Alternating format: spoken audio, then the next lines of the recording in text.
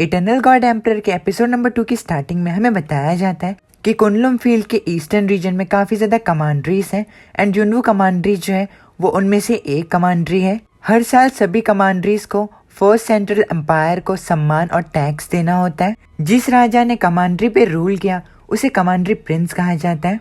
जो ceremony of worship है वो युनवू कमांडरी का नेशन वाइड फेस्टिवल है।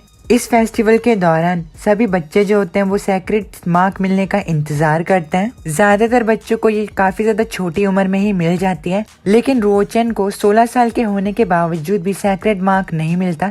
अब क्योंकि रुओचन भी सेरेमनी ऑफ वर्शिप में आया होता है, उसे वहाँ पर देखकर 8th प्रिंस उसे चिढ़ाते हुए कहता है तुम ऑलरेडी 16 साल के हो चुके हो, इसीलिए अगर तुम सेरेमनी ऑफ वर्शिप को अटेंड कर भी लेते हो तब भी तुम्हें सैक्रेड मार्क नहीं मिलेगा। क्या तुम यहाँ पर अपनी बेइज्जती कराने के लिए आए हो? 8th प्रिंस के बगल में 6th प्रिंस भी खड़ा होता है जो कि रुओचन को देखकर कहता है लोग कहते हैं कि राजा के 9 बच्चे हैं और सभी बच्चे एक दूसरे से अलग हैं। हम 9 भाइयों में से 8 भाइयों को सैक्रेड मार्क मिल चुका है, लेकिन तुम 16 साल के हो चुके हो और अभी तक तुम्हें सैक्रेड मार्क नहीं मिला।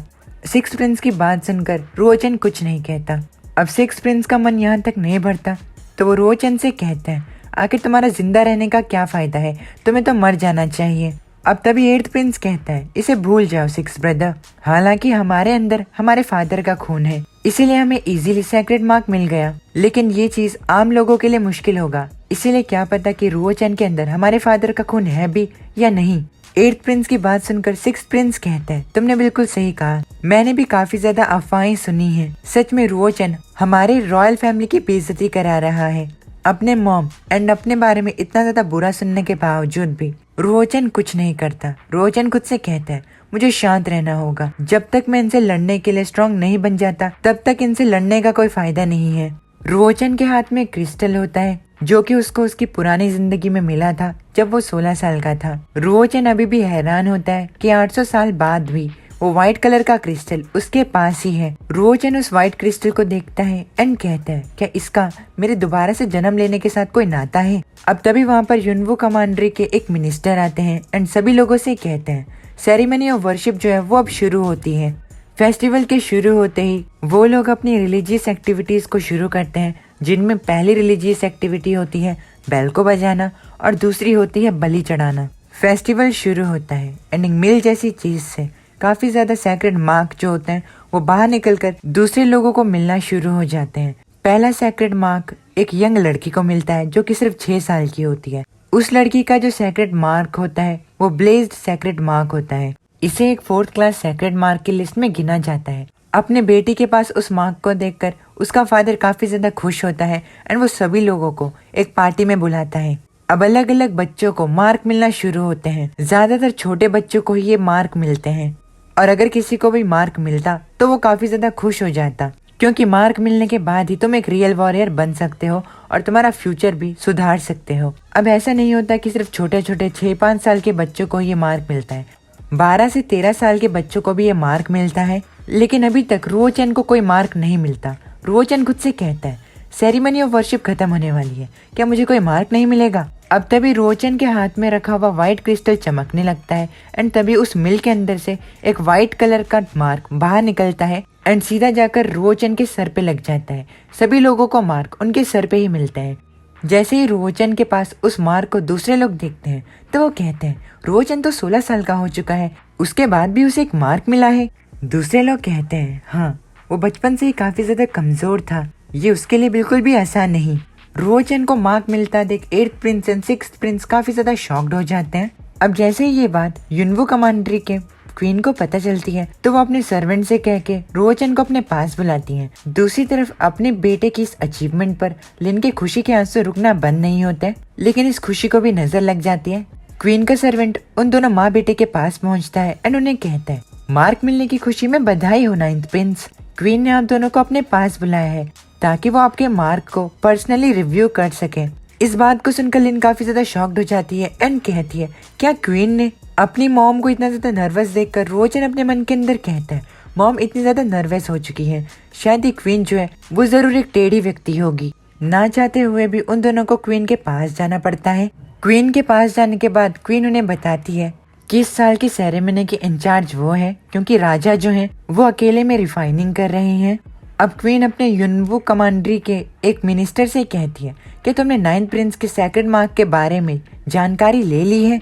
क्वीन की बात का जवाब देते हुए वो मिनिस्टर कहता है कुनलुन फील्ड के जितने भी मार्शल आर्टिस्ट के सेक्रेड मार्क्स के रिकॉर्ड इस बुक में लिखे हुए हैं उनमें से कोई भी नाइन्थ प्रिंस के मार्क से मैच नहीं होता।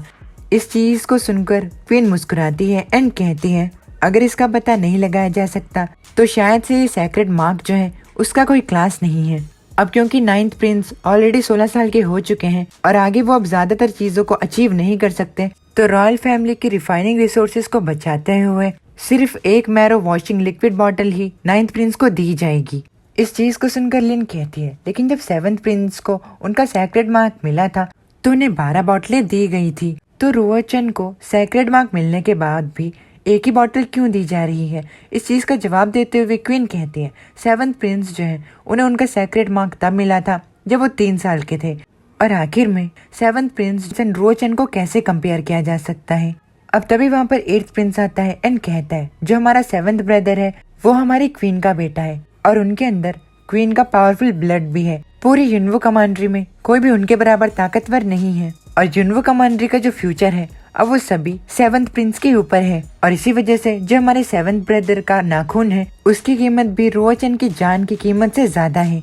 अब लिन क्वीन से कहती है लेकिन जब 8th प्रिंस को उनका सेक्रेड मार्क मिला था तो उन्हें 4 बॉटल्स दी गई थी।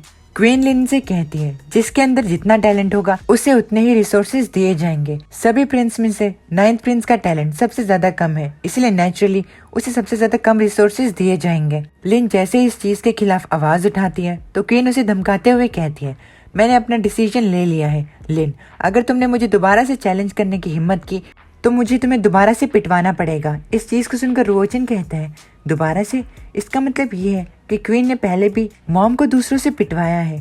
रुओचन अपनी मॉम की तरफ देखता है एंड खुद से कहता है मॉम ने जरूर काफी कुछ सहा है, इसलिए मुझे ज्यादा मेहनत करके उन्हें दोबारा से पावर दिलवानी होंगी। क्वीन की सर्वेंट रुओचन को एक मैरो वॉशिंग लिक्विड की बोतल देती है।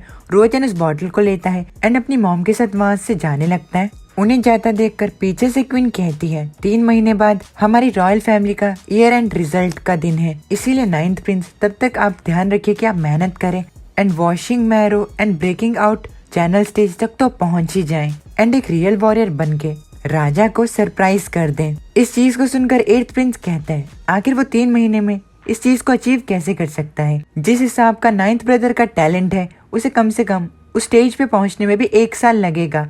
रुओचन इस बेइज्जती का भी कोई जवाब नहीं देता एंड जाते हुए अपने मन के अंदर कहता है बस तुम लोग इंतजार करो, मैं तुम लोगों को बिल्कुल भी डिसअपॉइंट नहीं करूंगा। अब इसी के साथ हमारा ये वाला एपिसोड यहाँ पर खत्म हो जाता है। वीडियो पसंद आई तो प्लीज़ वीडियो को लाइक करके चैनल को सब्सक्राइब करना ना भूलिएगा। मैं मिलता हूँ आप लोगों से नेक्स्ट वीडियो में, तब तक के लिए आप अपनी फैमिली का ख्याल रखना मत नहीं।